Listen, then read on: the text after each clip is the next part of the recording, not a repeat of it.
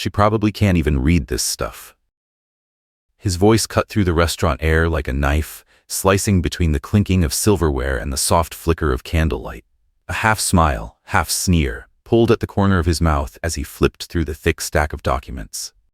Sienna Wade stood there, holding a tray of water, her shoulders slightly bowed, not out of submission, but habit. Habit, from dealing with the kind of men in expensive suits who looked straight through her, as if she were part of the neatly tiled wall behind them, not a person who breathed, thought, and could be hurt. "Sparkling water, right?" she asked softly. He didn't answer. Not because he didn't hear her, he just didn't care to. A distracted nod from the man across from him, the one she guessed was his lawyer, was enough. She set the glass down, turned to leave, but her eyes brushed across the papers scattered on the table. And in that fleeting moment, the one that made her heart almost stop, she caught the words: intent to transfer rights, provisional ownership clause, protective interest under deceased shareholder. Her throat went dry. No way. This couldn't be just a coincidence. Sienna kept walking, heading straight into the kitchen, but her mind stayed back at that table by the big window. The one where the millionaire was talking numbers most people wouldn't reach in a lifetime. The restaurant was called Lorenzo's, an old-school Italian place. Nothing flashy, but polished enough to draw the after-work office crowd. Thursday nights were always a grind, especially when the suit-and-tie types camped out from 6 until closing. But tonight was different. Something had felt off from the moment Roland Kingsley walked in. He didn't bother ordering food. Just glanced at the menu and said, in that half-commanding tone, "Scotch. Neat. Make it quick." From the first time she served him, Sienna already knew Roland's type. The kind of man who never cared who set his drink down or who stood beside him when he tossed out words meant to belittle. Men who believed money gave them the right to act that way. But this time, it wasn't just arrogance. He was holding something that belonged to her past. An hour later, Sienna stood in the corner, pretending to polish glasses, her eyes flicking toward table 12. The lawyer handed Roland another printout, and he frowned, crossing things out over and over.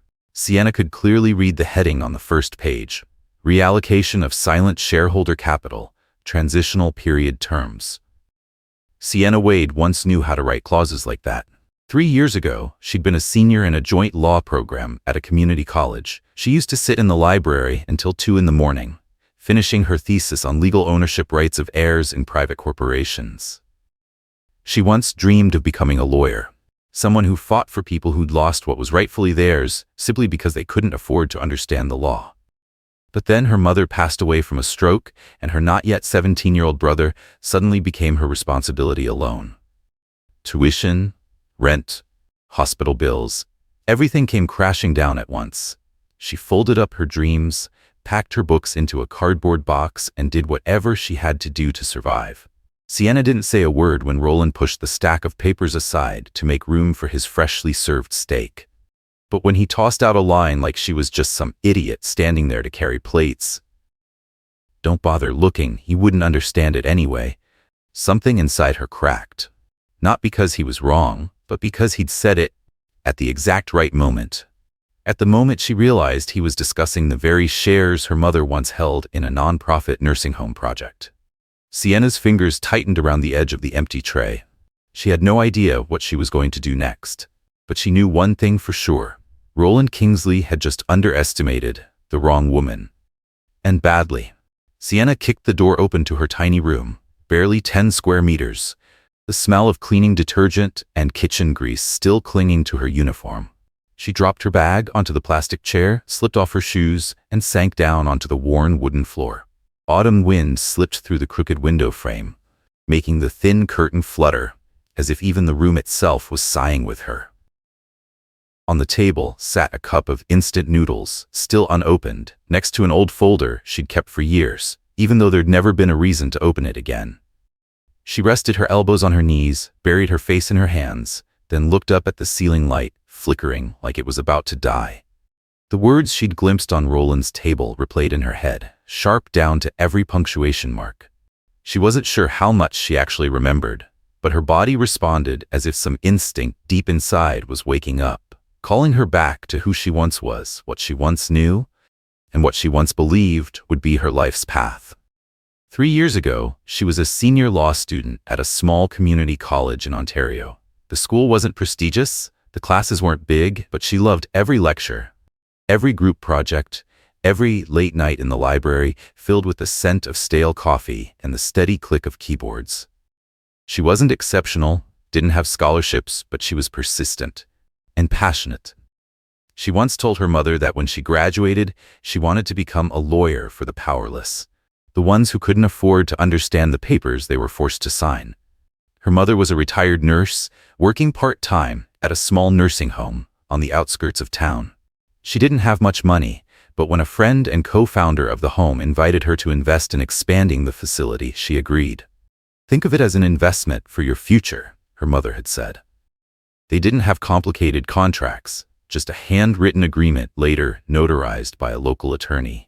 Sienna still remembered reading every line of that document herself, underlining every clause. Her mother was a silent shareholder, but her rights were clearly stated, valid for 30 years, or until she voluntarily withdrew her share. And then one day, it all fell apart. Her mother was in a car accident while picking up Sienna's younger brother from school, a drunk driver's fault. She passed away 3 days later, never waking from the coma. Sienna dropped out halfway through the semester. No time to defer, no chance to get even a temporary certificate. Her dream of practicing law folded shut without warning. She pushed herself to do anything that paid, washing dishes, delivering food, helping out at a laundromat, anything to keep her brother in school and the lights on in their tiny apartment. Sienna stopped thinking about that old agreement. The former owner of the nursing home moved away. The co-founder rarely stayed in touch. She assumed that small investment had disappeared into the past, along with all the unfinished parts of her mother's life. But what she'd seen tonight, the legal phrasing, the transfer language, the structure of the document, stirred something deep and bitter inside her, the unmistakable feeling of betrayal. How did Roland Kingsley end up owning that chain of nursing homes? Who sold it to him? Based on what documents? And more importantly, had someone forged her mother's identity or found a way to void her share after she died? She stood up, pulled open the drawer of an old wooden cabinet, and took out a thin blue folder, its corners frayed with age. Inside was a copy of the original investment agreement. The paper had yellowed, the ink slightly smudged, but it was still legible. Her mother's signature was there. The red stamp was there. Even a profit distribution chart, with Sienna Wade listed clearly as the legal heir. She held the paper in trembling hands, her heart pounding hard against her ribs. She didn't have a law degree, a license, or the right to stand in court, but she could read, and she knew exactly what she was looking at.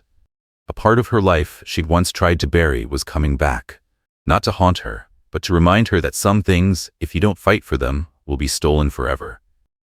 The next morning, Sienna folded the copy of the contract, slipped it carefully into an envelope, and tucked it deep inside the bottom drawer. The same place she kept everything that truly mattered. She went to work as usual, her hands still quick, her smile still polite, but something inside her had changed. Her mind was stretched tight as wire.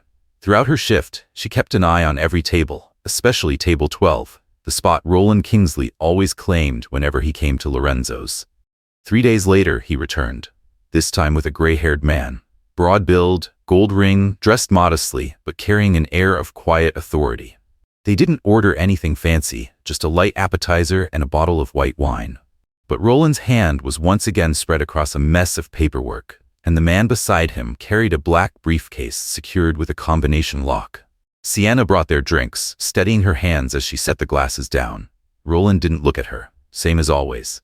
But the other man did. His gaze wasn't cold, just cautious. She caught fragments of their conversation as she turned away. "I think we should speed it up. Before he recovers, or someone steps in. I've already spoken with the temporary guardian.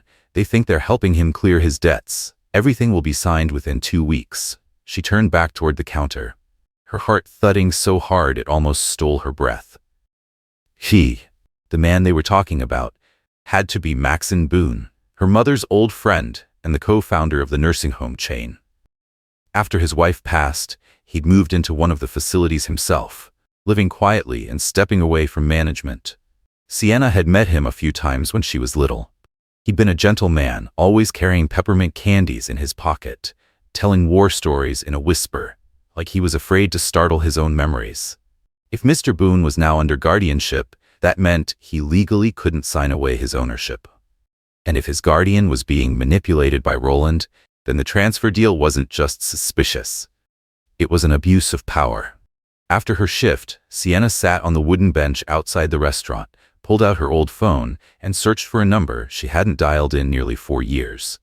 Uncle Gregor, the retired lawyer who lived on the outskirts of town, the one who had helped her mother draft her will and handle the initial investment paperwork.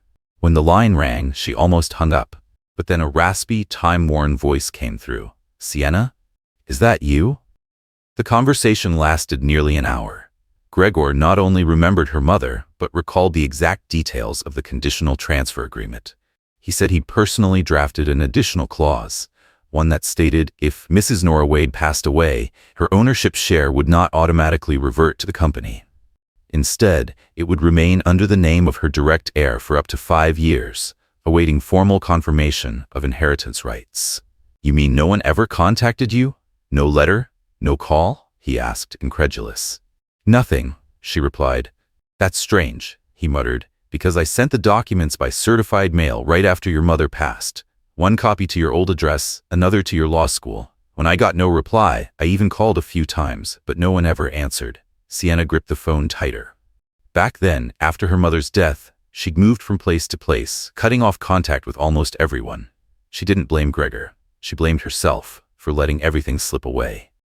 "Do you still have copies?" she asked. "Of course. I keep both hard copies and digital ones. I'll send them to you tonight." When Sienna got home, she opened her old laptop. In her inbox were 4 attachments: the will, the investment agreement, the conditional transfer addendum, and an asset inventory annotated in her mother's handwriting. The note beside it read, "Conditional transfer to Sienna Wade, pending confirmation." The date of signature, 4 months before her mother died. Her hands trembled as she stared at her name, not as a random beneficiary, but as something her mother had deliberately written in. No one had told her. No one had asked if she wanted it. No one had informed her that she legally owned a share of the nursing home chain Roland Kingsley was about to swallow whole. The memories came rushing back, not as a montage, but as fragments. Old emails, thesis drafts, late-night group presentations she used to lead. Sienna had once dreamed of defending someone. Now it seemed the person who needed defending was her mother. And that long-buried part of her was waking up again. Not for nostalgia, but for action. For 3 straight days, Sienna's tiny apartment turned into a quiet meeting point between 2 people from different worlds. A waitress with no degree and a retired lawyer. Gregor arrived each afternoon, carrying a heavy cardboard box tied with rope, labeled by year. They didn't exchange many words, just a nod, a look of understanding, and then they got to work. Sienna spread the files across the floor, each sheet preserved in plastic sleeves from the old dot matrix printer days. Some were sealed documents, others notarized copies, and even a few printed emails from long deactivated inboxes. Gregor went through them one by one, explaining each type of document, which were originals, which were supplemental addenda, which were internal memos, and which were official notices. He scribbled notes in red pen on scratch paper, sketching out timelines, names of involved parties, and lines tracing every transfer of ownership. "Here," he said, pausing as he opened a thick file stapled in layers. "This is the original joint venture contract from when the first center was established." Sienna leaned closer. Her eyes moved quickly but carefully across the text. Then, in the Cooperation Charter, Section 8, there it was, a clause that both she and Gregor circled at once. "In the event of a shareholder's death, ownership rights shall be retained under the name of the direct heir for a maximum of 5 years, or until said heir formally declines the right of inheritance in writing." "That means," Gregor said slowly, "as long as you haven't declined your inheritance in writing, no one has the legal authority to handle your mother's share." Sienna nodded slightly. That was it, the key point. They then moved on to the recent paperwork, specifically, a copy of the transfer contract Gregor had quietly asked a contact in the records office to send over. The version Roland used to pressure Mr. Boone's guardian into signing wasn't the original. Sienna spotted 3 irregularities almost immediately. First, the signing date had been typed in a different font from the rest of the document. Second, The guardian's signature section lacked the printed full name required by standard legal formatting. And third, the most easily missed, there was no independent witness signature, which was mandatory in cases involving a party deemed legally incapacitated. "This contract isn't valid," she said, her eyes steady. "If it ever reaches court, it'll be thrown out." "With one condition," Gregor added, "we need the original document to compare against, and we have to expose the discrepancies before the contract is officially filed with the property registry." Sienna fell silent. That meant she had to move sooner than she'd thought. Everything was happening behind her back, step by step, wrapped in the illusion of legality. She knew she couldn't just sit and wait. She had to act, but at exactly the right moment. Not too early when they might dismiss her. Not too late when everything would already be sealed. That evening, she sat alone under the dim yellow light of her small kitchen, the company charter open in her hands. The dry legal language seemed to come alive, whispering to her. Every clause was a shield her mother had carefully built. Every punctuation mark felt like a message left unsaid. And she, the woman who once thought she was just a powerless witness to a broken dream, now realized she stood at the center of it all, holding the last chance to turn the game around. She knew she couldn't do this alone, but she also knew that shouting wouldn't make people listen. Some things required precision, the right person, the right timing, and above all, the right evidence. Because one overlooked detail, one loose thread, and Roland Kingsley would unleash an entire team of lawyers to make it disappear. Sienna carefully printed 3 sets of documents: the company charter, the questionable contract annotated in red, and the addendum confirming her inheritance rights, still unrevoked. She placed them all in a sturdy folder, labeling each section meticulously. She didn't know if she'd ever get the chance to lay them out in front of him, but if that moment came, she knew her hands wouldn't shake. Right before turning off the light, she typed a note into her phone. "Show up. At the right time, in the right place, with the right proof." And she knew it wasn't a reminder anymore. It was a promise. Saturday morning, a string of messages from Gregor appeared on her phone like slow, deliberate footsteps toward a battlefield. "Roland's holding the official signing today. 11 a.m. Belcroft Grand Hotel. Press will be there." She didn't need to ask how he knew. At his age, important information tended to come from the most unexpected places. Sienna stood before the mirror, wearing the temporary catering uniform from an event staffing agency. The white shirt fit snugly, the black tie neatly knotted, her hair pulled back tight at the nape of her neck. She looked at her reflection and saw someone both familiar and new. Not a lawyer, and no longer just a waitress. The main hall of the Belcroft gleamed, its crystal chandeliers scattering light like traps for the eyes. Inside the conference room, a long table stretched under crisp white linen. Documents were neatly stacked, bottled water and glasses aligned with surgical precision. The stage set for something that looked more like a private auction than a business signing. Roland sat at the head of the table, red tie perfectly centered, a polite smile fixed in place as he adjusted his papers over and over. Beside him were 2 young lawyers in gray suits, their eyes glued to laptop screens. Sienna entered with the catering staff, a tray of coffee cups balanced in her hands. Every step was measured, each movement rehearsed down to the centimeter. She circled quietly to the right, approaching Roland's side. No one noticed. No one questioned her. She was just another nameless worker in the background.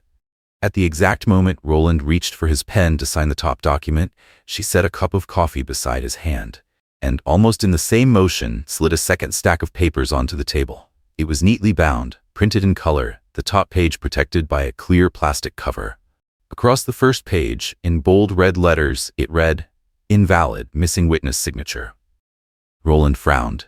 At first his expression was only confusion, but when he looked up and met Sienna's gaze, calm, unwavering, the color rushed to his face, a sudden flush like all the blood had surged upward at once. "What is this?" he asked, his voice low but sharp as a blade.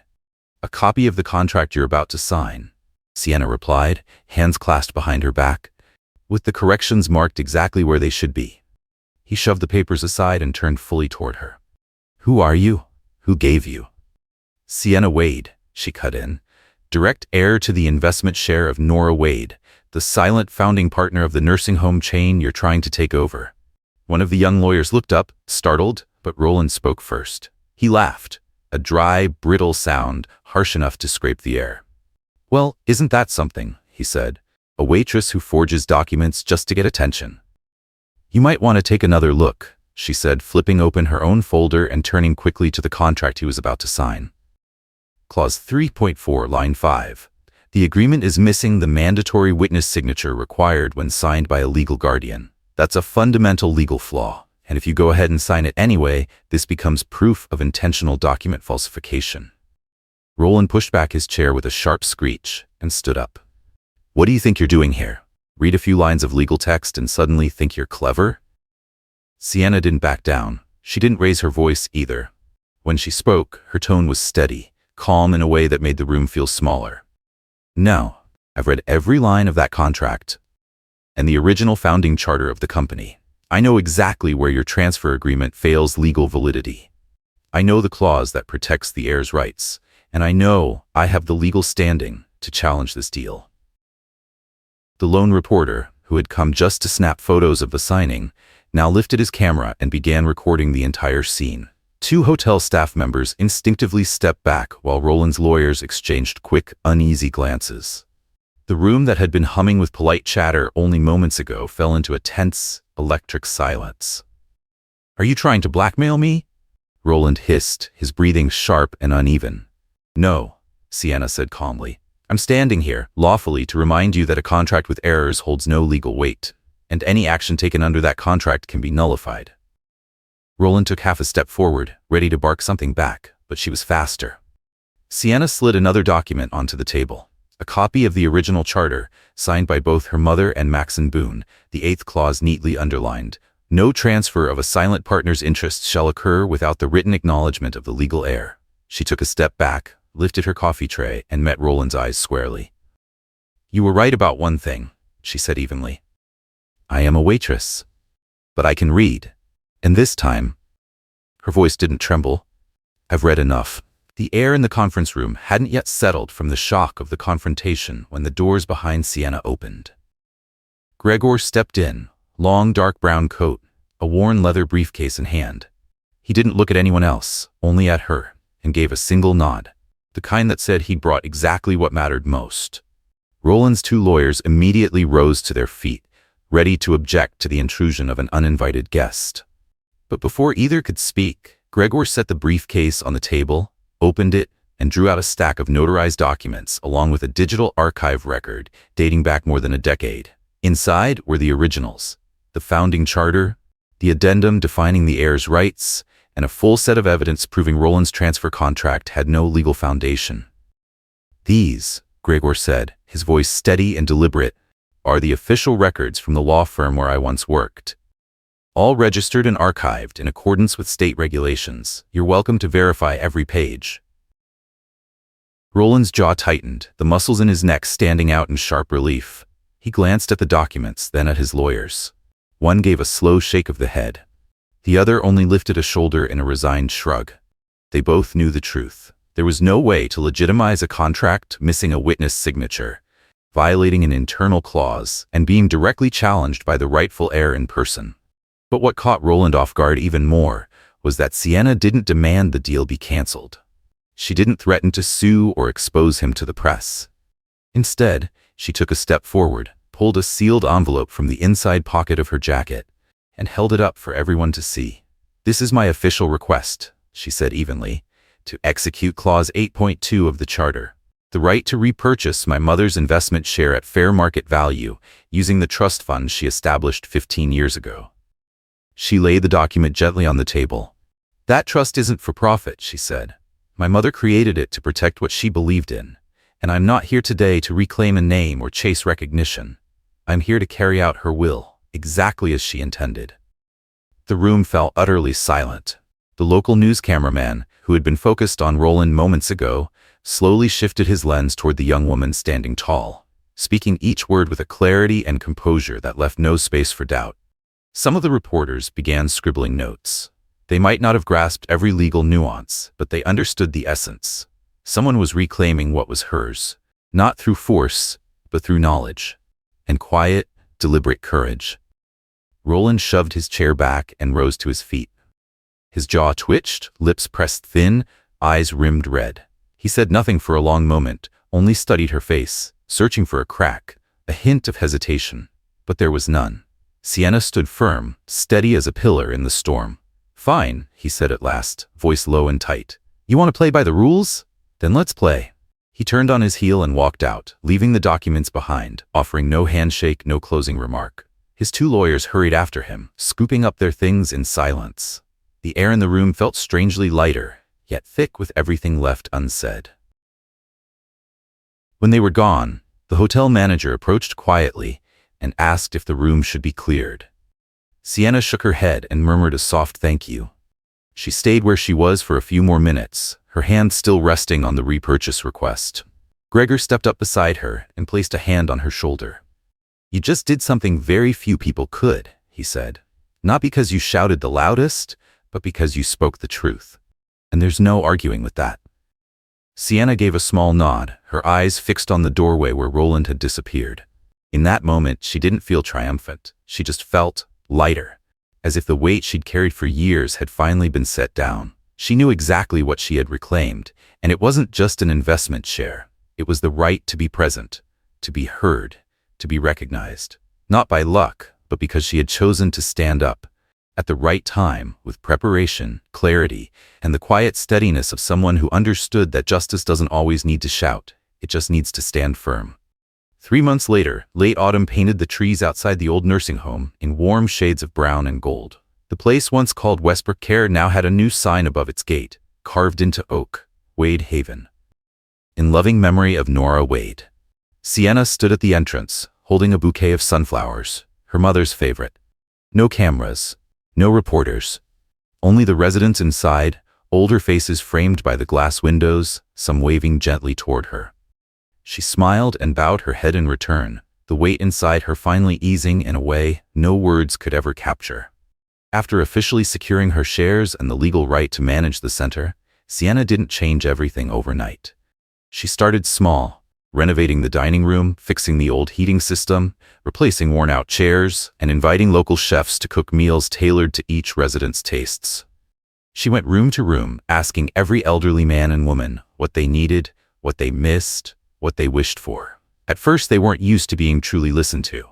They hesitated, answered briefly, but little by little, the stories began to flow. Tales of war, of people they once loved, of children who no longer called. One woman, 92 and once a seamstress, held Sienna's hand and wept when she asked, "Would you like to teach sewing again?" That simple question sparked something larger. Sienna launched a free vocational program for single mothers in the area. Sewing, cooking, elder care, and even soft skills workshops taught by the residents themselves. Because she believed the elderly didn't just need care, they needed to be heard, to share their knowledge, and to keep living with purpose. Funding? She didn't ask for donations. Her mother had left a small reserve in the trust, and the rest, Sienna figured out herself. She cut unnecessary expenses, renegotiated supplier contracts, and personally wrote letters to nonprofit community funds asking for support. Even as her managerial duties grew, she kept one habit no one quite understood. Every Wednesday evening, she returned to Lorenzo's, the restaurant where everything had begun. She volunteered for a single shift from 5 to 9. No paycheck. No special treatment. She still wore the same uniform, still carried trays, still greeted customers with that soft, steady smile. And when the night ended, she washed her own glasses before leaving, just as she always had. One evening, someone asked her, "Don't you think it's strange? You run an entire network of care homes now. Why come back here?" Sienna just smiled. "I come back to remember that once someone looked at me and assumed I couldn't read." At the opening of the new Wade Haven branch, the event room was simple. No stage, no bright backdrop, just a small wooden podium, a few neat rows of chairs, and a framed photo of her mother placed at the center of the table. Sienna stepped up to the podium, a folded sheet of paper in her hand that she never opened. She looked out at the faces before her. The elderly residents, the young women in training, the volunteers, the caregivers, and finally at her father, seated in the front row. He gave her a small nod, as if to say, "Just speak from the heart." "Back then, my mother never preached," Sienna began. "She didn't teach me how to be successful. She taught me how to listen, how to read carefully, the things most people overlook. She once told me something I've carried my whole life. Words are the softest weapon, but the sharpest if you know how to use them." She paused, taking a deep breath. I used to think I'd lost, when I dropped out, when I waited tables, when I stood silent while someone said I couldn't read. But it turns out, those were the moments that taught me. You don't have to shout to be heard. You just have to stand up at the right time and let the truth speak for itself. A ripple of applause spread through the room, not loud but steady and sincere. After the ceremony, a young woman approached her, eyes shining with tears. I was kicked out of my training program because I had a baby and no one to watch her. Thanks to your center, I got to start over. Sienna hugged her gently, saying nothing. She didn't need to. She knew real healing never comes from speeches. It begins the moment someone believes you still have worth, even when the world doesn't see it. That night, Sienna sat alone by the window of her small office at the center. Outside, the rain fell softly. She opened the old folder, the same one that once held the evidence for a battle she never expected to lead. Now, those papers weren't weapons anymore. They were reminders. Never underestimate someone just because they're quiet. She wrote the final line of the day in her notebook. Sometimes you don't have to shout to be heard. You just have to stand up at the right time and let the truth speak. Then she looked up, her eyes resting on the calm darkness beyond the glass. And you? Have you ever been underestimated just because they didn't know who you really were? Tell us in the comments below. Thank you for staying with us till the end of this story, and we'll see you next time.